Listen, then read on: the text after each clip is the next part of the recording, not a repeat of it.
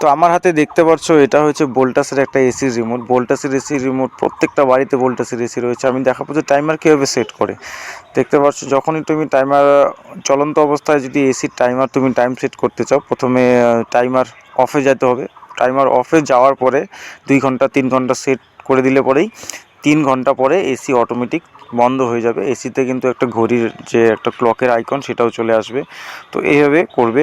আর of অবস্থায় timer on হয়। তো এইভাবে এখানে ঘন্টা সিলেক্ট করে নিয়ে যদি সেট করে দাও তো 2 ঘন্টা পরে এসি একাই অন হয়ে যাবে। টাইমার দিয়ে এসিটাকে নিজের ইচ্ছা মতো অনও করা যায়, অফও করা যায়।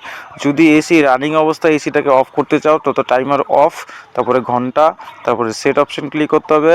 আর যদি এসি অফ অবস্থায় অন করতে চাও তো এসির রিমোট থেকে রিমোটটাকে অফ করে নিয়ে টাইমার অনের অপশনে গিয়ে সেই ঘন্টাটাকে মাইনাস প্লাস দিয়ে 2 ঘন্টা 1 ঘন্টা সেট করলেই সেটা কিন্তু অটোমেটিক এসি করে চালু হয়ে যাবে।